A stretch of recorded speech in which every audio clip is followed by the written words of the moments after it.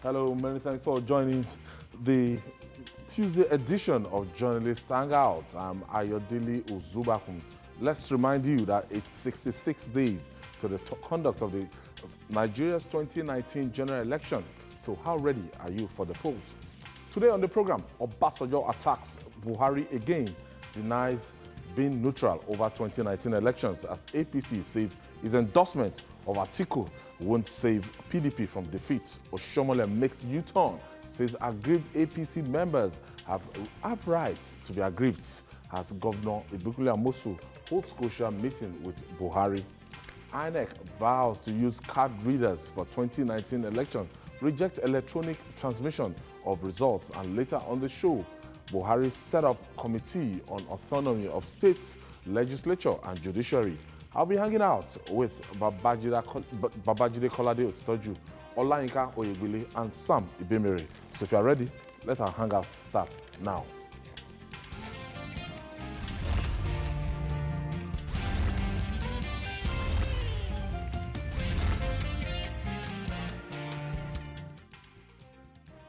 Well, before we go into our discussion, our numerous fans was at one of our numerous fans was at our premises earlier today to give a gift to Journalist Hangout crew, and Jide actually instructed me not to open it till now, and I'm going to open it now. A fine art teacher from University of Lagos International School. His name is Babatunde Babs, and Babatunde Babs actually brought this for us.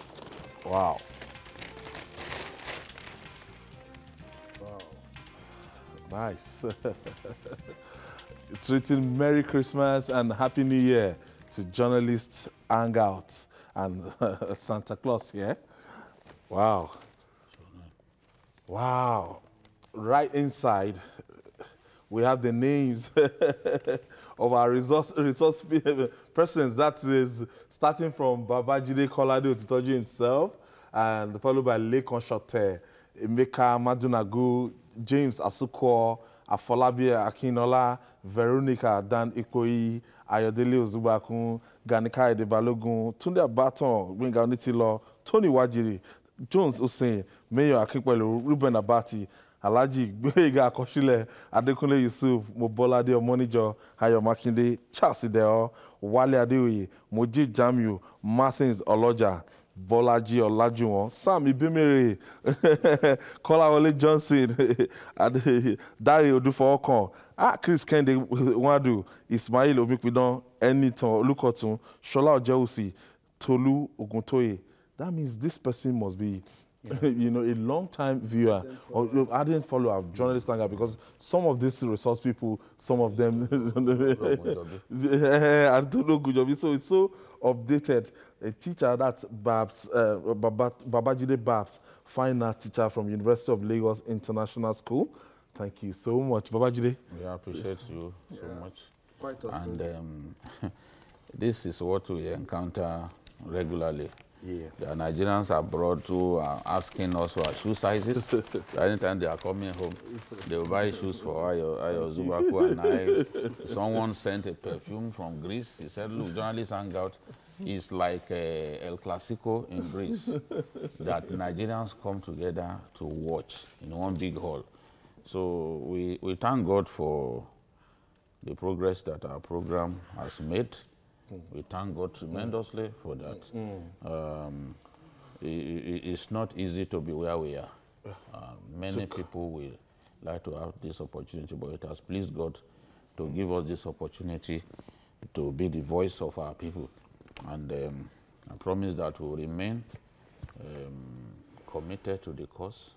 We'll remain patriots. We'll continue to say it as it is, as our contribution to making governance better in our country. So I thank you, Babs, for remembering us, and we won't disappoint you. Thanks, Bab. Thank you very much. Quite thoughtful. It's good to know that one is appreciated. Yeah.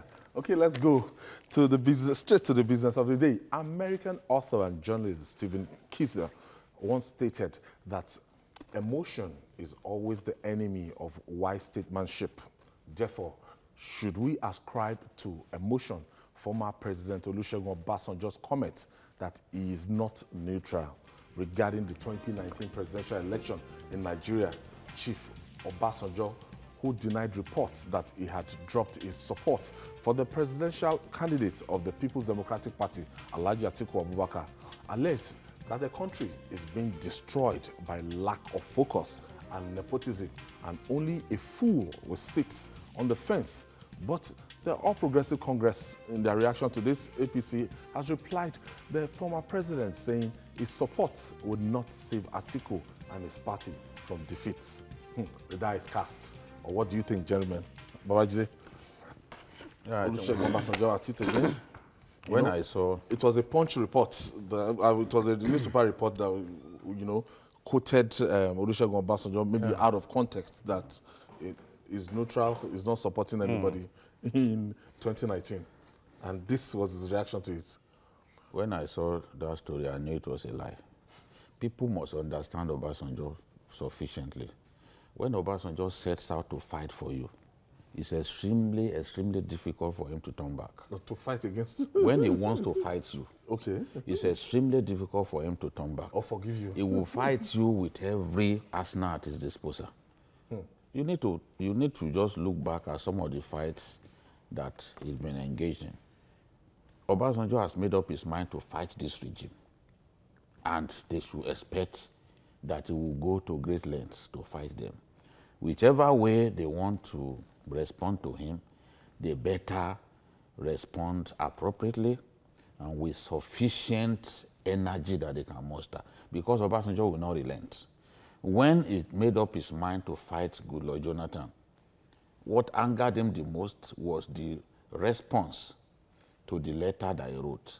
And clearly, Reuben Abati took him to the cleaners in coming up with that letter. Every issue that Obasanjo raised, Reuben Abati effectively dealt with every issue. And he presented the regime of Jonathan as being better than the Obasanjo regime. Because he looked at different subheadings, including even foreign direct investment, including even security, including unsolved murders that most Nigerians like to call unresolved murders. Unsolved murders.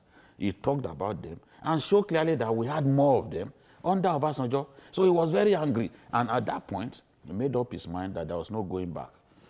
The PDP members went to his house, they prostrated. Big people went flat like a lizard in front of Obasanjo. In spite of that, he didn't change his mind.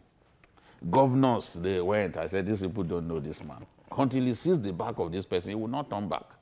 That's the way he is. And he's privileged about one thing. Obasanjo, every government that he supported to come to power, came to power. Go back to Shagari. If this is the regime that he wants, he will push for that government to come to power, and that government will come to power.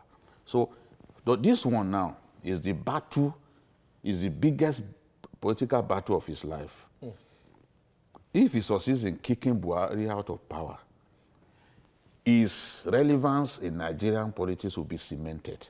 If he does not succeed, then he will have been thoroughly demystified, and he will become miserable, and he will remain in his Abeokuta.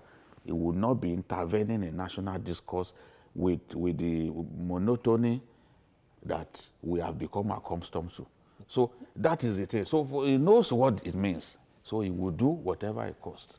So the APC leaders have to be ready to confront this man. There are still some aces off his lips that he's yet to even use. So when they say, someone even said that, Obasanjo, that the validity of his love for Atiku has expired. I said, these ones don't know anything. We'll go to Facebook and see funny people. The place is bursting at the seams with ridiculous people. And they said, no, the validity has expired. I said, look, you don't know this man. He won't stop the fight until he gets his fingers burnt, fighting these people. So that's really what's going on. He alleged that the country is being destroyed by lack of focus nepotism, and only a fool will sit on the fence. That is strong. Okay? In the race towards 2019, it's very clear that no one can afford to be neutral. So if Obasanjo says he's not neutral, he's right.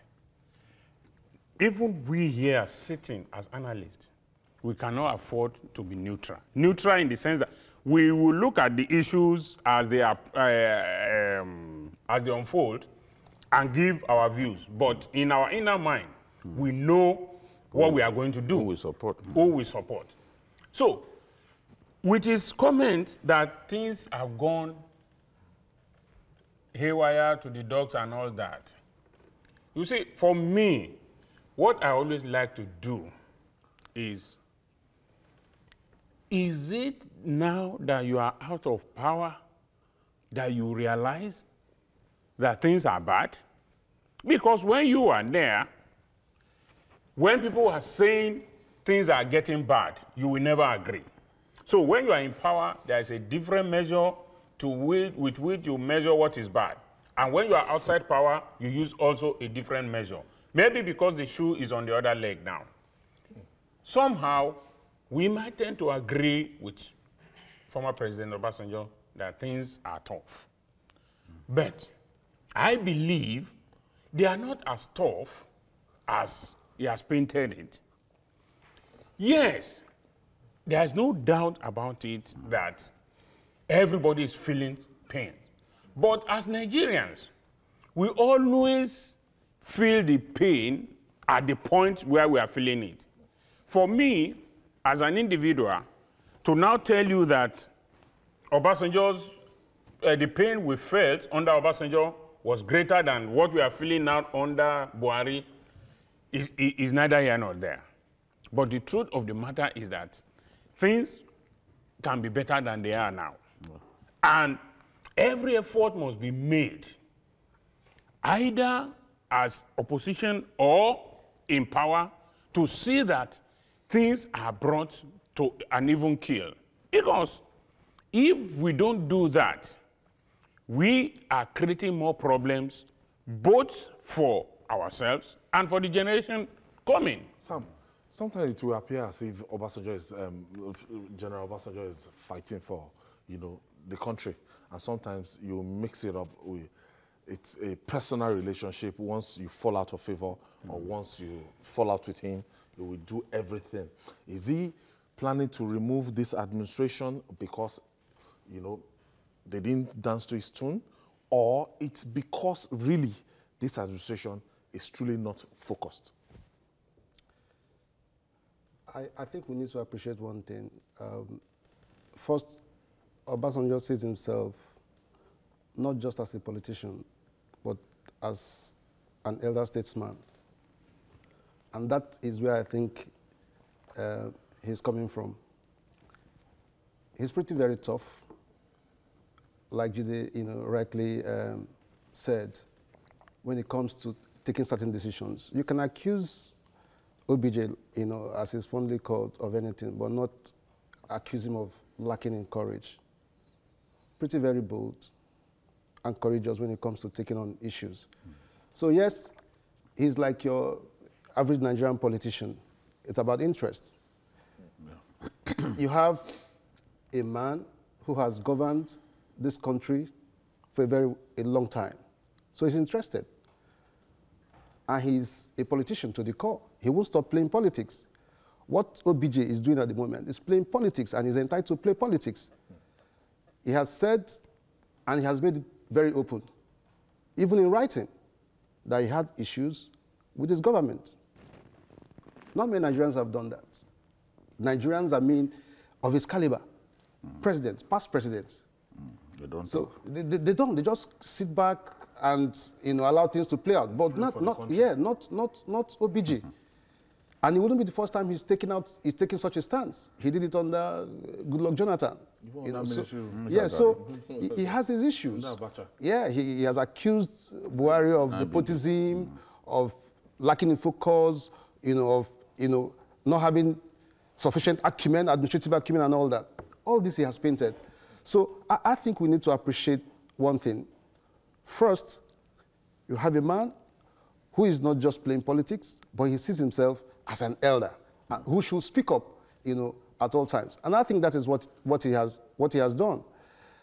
It's also good that the ruling party, the All Progressive Congress, has reacted in a very sober manner. I think that response was matured. Yeah, you can say, you can do whatever you want to do, but when we get to the polls, we are sure of taking out your man.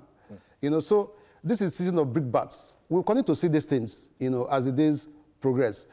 And all of this is aimed at demarketing one another. So since 1999, it's game on. Judy, yeah. Some people will call them board of directors of Nigeria PLC, and we've had these generals, and it's whoever they support becomes the president. Even regardless, they just come together and talking about Babangida, T.Y. Danjuma, and Obasanjo himself, and now this is about the first time that we'll see those same general coming on one side and saying that, look, one of our own, that we are not going to support you for second term of office. So you said it that Obasanjo was fighting a political battle of his life. So the way I'm looking at the flip side of it, that President Muhammadu Buhari too is fighting a political battle of his life, because against this seeming powerful general. Yes. It's, on both sides, it's a tough battle. Yeah. Obasanjo didn't want to support Atiku. Obasanjo does not want Buhari to return to power. He's unpretended about that. But they worked on him. The generals worked on him. They had a meeting with him and told him, look, this is the person who can defeat the man that you don't want to see return to power. Therefore, whatever animosity you have against this man, put it aside, because this is the person that we want. And these are generals that Obasanjo cannot say no to. The Wushishis of this world, the Gusos of this world, the Danjumas of this world. They are against this government. The IBBs of this world. IBB too has been talking, and they're trying not to demarket the government. So when they reached out to him and laid the cards on the table, he now made up his mind that, okay, I will forgive Atiku. And quite uncharacteristic for OBJ, on the day that Atiku came to see him, he had a prepared test. Yeah. Obasanjo likes to speak offhand, off the cuff. But he had a prepared test, meaning that he had prepared sufficiently for that visit. So by the time Atiku came, he was reading from the prepared test. True. These are things that happen behind the scene that many Nigerians are not privy to. You just see these things happen. It strikes you that, why is this happening? Someone said, look, with Nigeria, that they need to ask Obasanjo repeatedly, what has changed? You wrote a book in which you said all kinds of things about Atiku. Now, you need to tell us what has changed. Has he suddenly become a saint in your eyes? Those are issues that will come up as we move closer and closer to the election. But as Obasanjo, Obasanjo is like a long distance runner with his eyes on the prize. Even if you ask him those questions, that why you not the one who wrote that book? You have already made answers. It will not change his mind. That's why I had to respond quickly to say, no, I still support Atiku. Yeah. So that people don't go around thinking that he's still thinking about the past. So he's made up his mind that, well, of all the evils that abound, I think I can see this as a lesser evil to support. He sees Atiku is prepared to eat his vomit just because he sees Atiku as the person who has the support of that power base, the military elite, retired generals, and then he has the resources, to prosecute a long-distance electoral battle. So it's a matter of interest. Matter of interest. Okay, Amidst reconciliation moves, the post-primary crisis rocking the ruling All Progressive Congress, APC, appears to be aggravated by high-handedness and grandstanding on part of the party chieftains. But genuine resolution may be in the offing as APC National Chairman Adams Ali Oshomole is now sounding reconciliatory, receiving reports of the Reconciliation Committee for the Northeast Zone from Nasarawa State Governor Tanko Almakura. On Monday, Oshomole said members of the party have a right to be aggrieved over the conduct of the primaries, but he added that losing one's nomination does not amount to the end of political careers.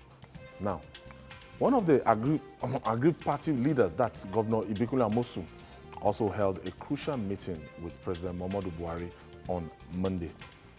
Let me start from you. Ibikunle Amosu is always meeting with the president, and is perpetually in the villa, and we don't know what is in the offing. But the bottom line is that now Adams Oshomole is now sounding conciliatory and everything. So would that in any way help? It's 66 days to the election. It's good to read about what transpired yesterday, concerning the APC national chairman, having a rethink, in terms of how losers, in quotes, at the primaries, should be treated. Am I impressed? I'm not. The average Nigerian politician speaks from both sides of the mouth. Oshomole is somebody we all know who is a bit, free, the way he speaks. He seems to suffer verbal diarrhea, if you permit. And I doubt, beyond what he has said, publicly, which some people are celebrating at the moment, which is that people have a right to be aggrieved and that there will always be a way of reconciling and all that. I think that in the days ahead, Oshomole might just return to his old ways, and continue this battle. One thing we must appreciate is that the people who feel very hot in this entire episode have dug in very deeply. They can only pretend that all is well because they've lost out completely. You have an Amosu who has lost out. You have the man in Nimo, Rochas, who has completely lost out. So I don't know how far this reconciliation. To go to the Senate. Huh? Yeah, but having said that, they also wanted their people, in other positions, and they didn't get that. So it's going to be tough, seeing how this entire thing is going to play out. We can only pretend.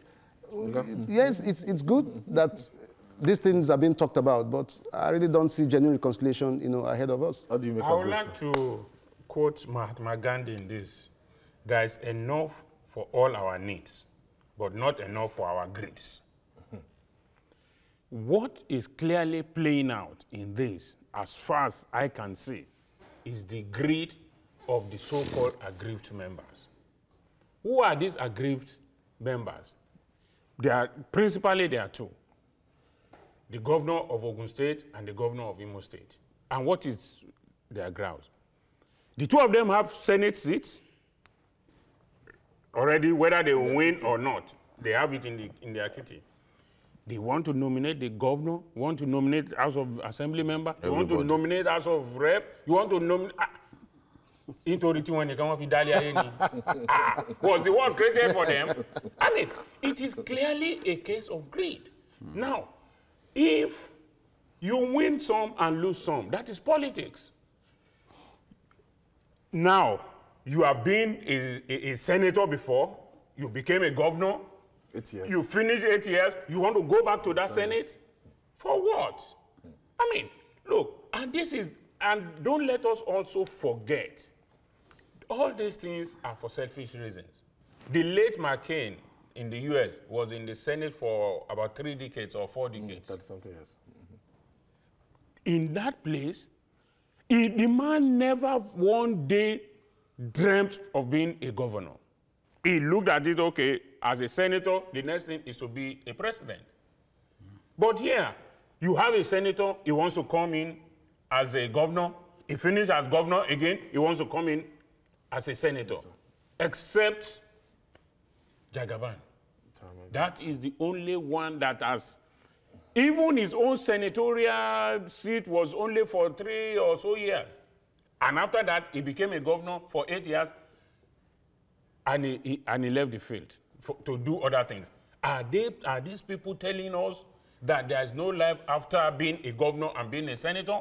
Before we wrap up, I mean, so it's great. Well, Amosu has gone to see the president again, and that meeting is always reported. And I thought the president would have intervened on his behalf by substituting Akinlade, Dapo Abiodun's name with Akinlade's name. You know, at those meetings, there was a time he went with traditional rulers, you know, and all around to the valley. Yes, not to go and meet the president. So it is reported, it's on the news again, because as at 2 weeks ago or last week, Amosu was quoted as saying that I will not support the candidates of my party. What is that? That's Dapo Abiodun. I will not support. And he will use every resource at his disposal to fight. No, that's what will happen now. That's what will happen. You see,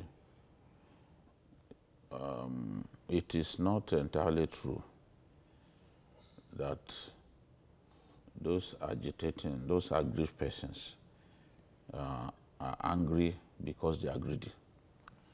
These two governors are just one out of hundreds of people who feel cheated within the APC about how things went. Remember, even a candidate from Kwara was wrongly disqualified, and the party leadership later admitted it, that they made a mistake. So it won't be right to say when people agitate, they ask to be compensated, you know, they ask for reconciliation so that they can forgive, they can forget what has happened. It won't be right just on account of the desperation of two governors to just simply dismiss what is happening as a product of greed. We saw what happened in Adamawa, for example, where people like Nuri Badu have been really, really cheated. There was no primaries. You can't have that situation and expect people to be happy. In some cases, party leadership made up their minds that whatever some people do, that they will not let them produce the governor. Yet in some states, you allow some governors to go ahead and bring their successors. So there has to be a kind of level playing ground for everyone. That is what will make people happy. If people feel cheated, they will not work for the party unless there is genuine reconciliation across board. And some of us have asked Oshiomhole to stop this idea of abusing people who feel aggrieved by what has happened. So it's refreshing to hear him now saying that people are genuinely aggrieved. The other day he was threatening to punish people who go to court on account of how the primaries transpired.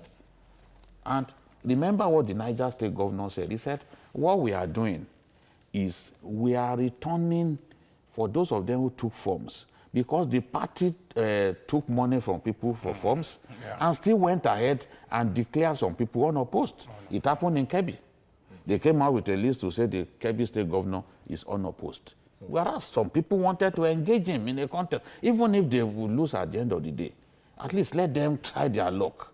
So you can't have that's this kind of situation and expect people to be happy. So what the Niger governor did, in my view, is the correct thing. Return the money that they paid for those forms, because you collected hefty sums of money from people. Return it as part of the measures to reconcile these people and get them to focus on helping the party. Because, and that's what the president's wife also complained about, that on election day, they saw that their names were not on the ballot. Whereas, in taking money from them, you didn't tell them that they will not be able to contest. So there are some genuine agitation, genuine demands for true reconciliation and for people to be to really be appeased. But the efforts of the governors like Amosun, who in one breath, they have the ticket of their party for the senatorial contest. They have it in their pockets. They've been able to nominate people for some positions. Yet, because they were unable to bring their would-be successor, then all heaven must fall. Amosun may go to the president 1,000,000 times. The president, yes, the president has been his friend for so long, all through their APP days and APP days. They've been very close friends. But this is a man who is consistent in terms of his character and disposition. He will not go ahead and impose a candidate on the party. And if he did that in the past in Kano, this is even if he did that when he had the opportunity, he refused to do it. Even when he did it in Kano, as I always recall on this program, Buhari paid for it because his party lost the election. So you can go to him 1,000,000 times, you can disturb his sleep, but he will not say, oh, look, gentlemen, you must put this person there. No. If he had wanted to do that, he would have done that a long time ago. He would prefer that everyone decides.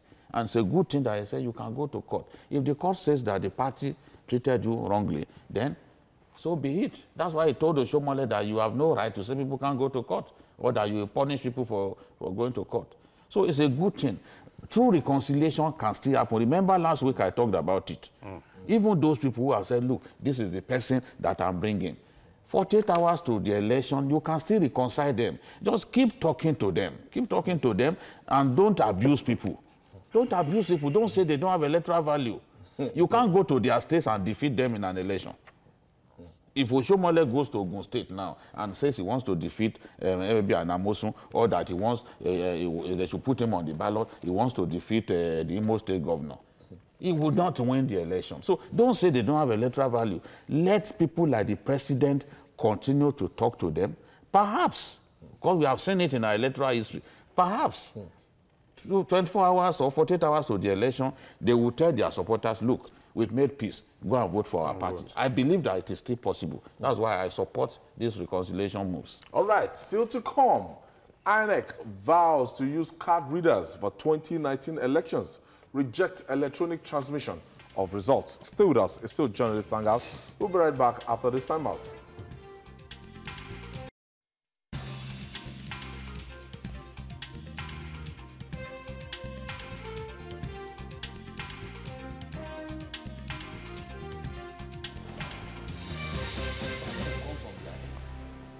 Welcome back.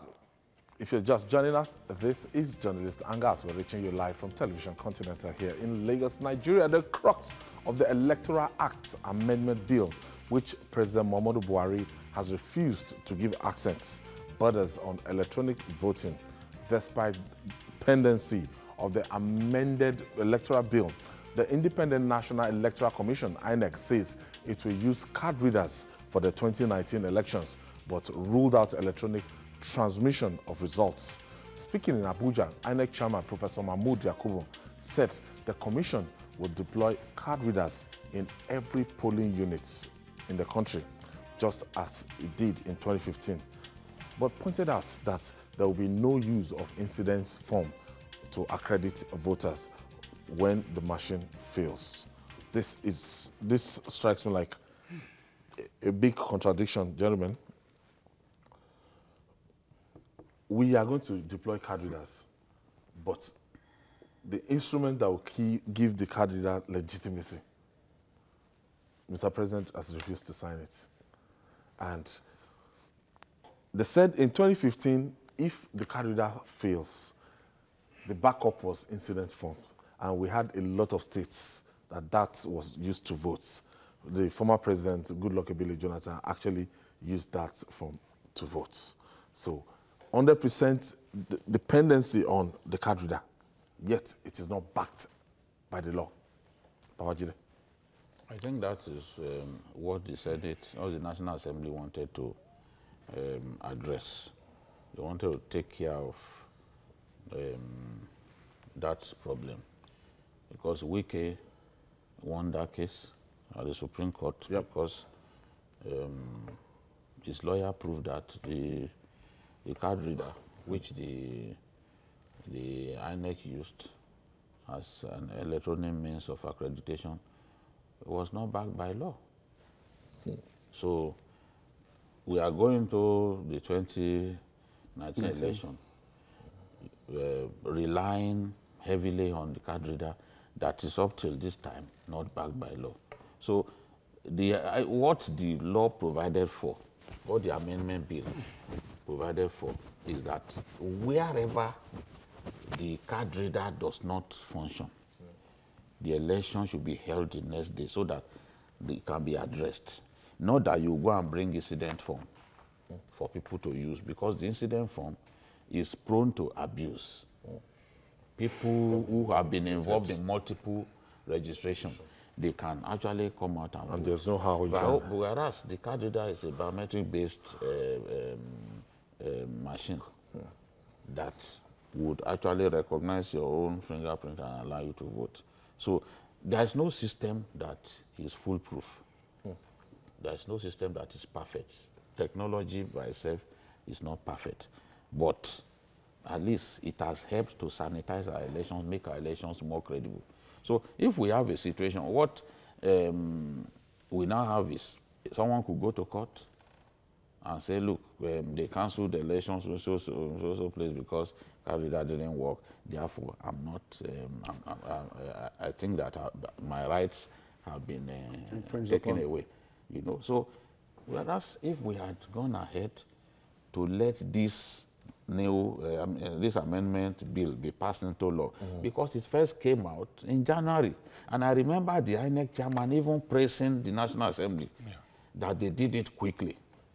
But we've been going back and forth, and the origin of it was the attempt at changing the election sequence. That was what drew the attention of the executive to maybe some plan. Some things inside the law. Some plan to snooker him over the using the so-called. So at that point, he now became hostile to the idea. And look at between January to now, we still haven't had this thing passed. But there are some revolutionary additions to the law.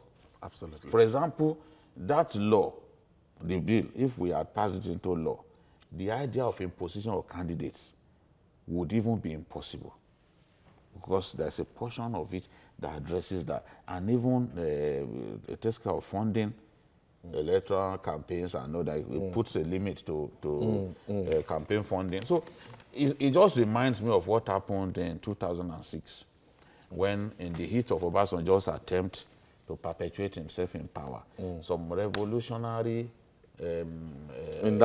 attempts amendments to amend our constitution, we decided to throw away. I remember one of them was the decision to rotate power between all three senatorial zones in the state. Which means, you know, that of all the three senatorial zones in the state, 2 will be minority senatorial zones. Power was meant to be rotated amongst us, so that everyone will have a feeling that, look, it's our chance, yes. As we'll see ourselves as one Nigerian. So they won't be using the minority distance to work against them. Minority majority dichotomy will have been taken care of. But the moment we saw that Obasanjo wanted third term, by all means, we just threw away. Discarded everything. Yes. Part of this amendment that we're talking about would have, bordered on the James Faleke and Abubakar Audu's case. Do you understand that, if the candidate dies, instead of going back to choose this runner-up, within the time frame, there'll be a fresh primary, because of that particular case. But right now, nobody is talking about those good parts. One way you have succeeded in doing now is throwing out the baby with the bathwater. Because if we are, maybe now, let's talk directly. If the executive had looked at certain aspects of the law, the lawyers will advise better. Okay, if the president wants to append the signature to the bill, he can say that, okay, oh, this one, for instance, the one that wants to change the sequence of the election, he can say he will not. So that one is even. That one, they the put court that has one even, aside. no, the court has even So- said that the National Assembly has the power. The court has ruled. So, And they can if change there- it. exactly. So, why is it like the case of the Faleke one that we mentioned now? That's just one out of it. And it's my. And that is what it might happen again. So why is it that we would not take that case to solve it once and for all? And you see, we always want to work things out wholesale when we should take it step by step. And the issue of the card again, if we had allowed that to happen, we can do it as they do it in other countries, especially in the US. We all don't have to vote on the same day, since it is biometric. If I vote today, I can't come and vote again tomorrow, since it's biometric. So we need to introduce move ahead. new elements. A new element, we need to move ahead so that we can solve all these I've problems. had to cover election in some states. Jide mentioned yesterday, a very funny state like Kogi states, where one local government to another local government can spend 4 hours within the states. Now, this electronic transmission of results from the polling units to the ward level, from the ward level to local government level, down to the states. We'll wait overnight till they come from the polling unit, transmit them to the What is state. the essence And of when we now technology? get to the local, the state state collation can- center, and now start they another will race. now start one by one, transmit manual calculation and everything. I think this amendment sought to stop, but still, we're in 2018 now. The law we are going to be falling back on, that is 2010 as amended. 8 years ago. Is 2010, is Electoral Act 2010 as amended in 2015.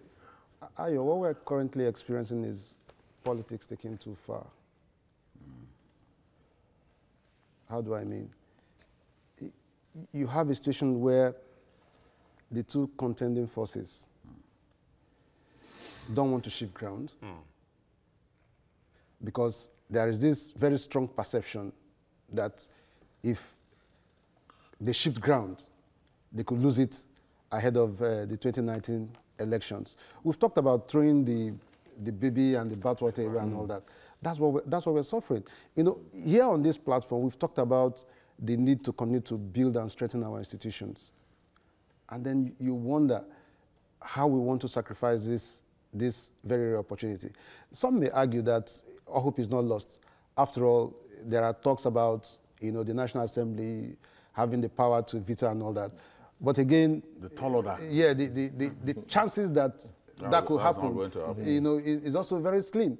So you have a situation where, Not with the election so close. yeah, you have a situation where Mr. President is likely to, have his way. He has already said that, look, gentlemen, exercise some patience. We are going to begin to apply these new rules after 2023.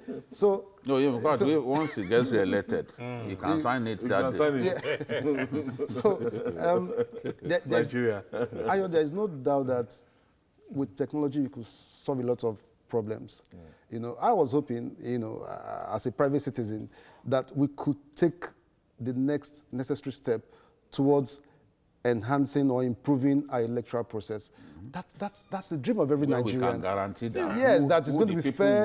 Exactly. That it's going to be free, fair, and credible. Because you can't possibly argue that if this is signed into law, that it will take us back. It's not possible. You know what bothers me? Yeah. Even INEC. INEC was a key participant in the drafting Of the bill. INEC even paid a visit. The INEC chairman visited the Senate president after the bill was presented to the president for the first time and was praising him that this one came early. Yes. Early is not like the last administration. And when you talk about INEC budget for the coming election, part of what was provisioned for is this electronic transmission. Because they looked at the law, so already they asked for things that they needed in the belief that that the bill will be passed. So if it is passed, they will need the equipment to electronically transmit, and they built it into their budget. We have to build it into the budget. Move on. Our civil society groups, our human rights activists, they are keeping quiet. I can't hear their voice. They are keeping quiet. Everyone is a politician. Everybody is keeping quiet. But if this was pre-2015, they would have taken to the streets and asked Mr. President to do the right thing by putting this into law. Well, the principle of separation of powers in a presidential system of government entails a process where the arms of government are autonomous but interdependent. However, the interdependence of the arms precludes dominance of one over the other. Nigeria's system was tilting towards that, necessitating a constitutional change.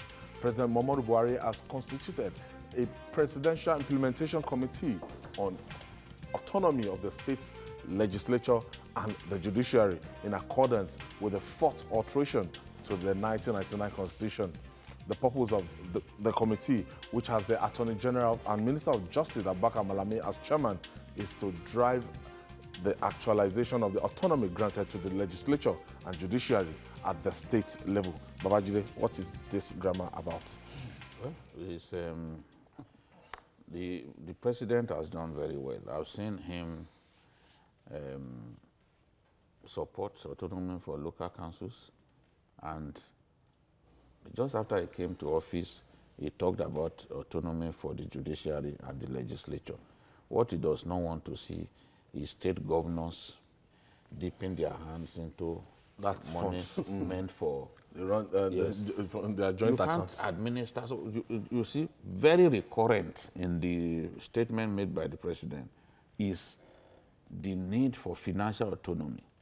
If I have financial autonomy as the head of the executive in my state, or I have financial autonomy as the head of the judiciary in my state, I don't need to come to you cap in hand. There was a governor who lost an election at the appeal court.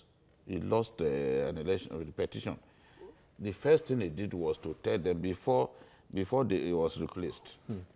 You know, the law has changed now.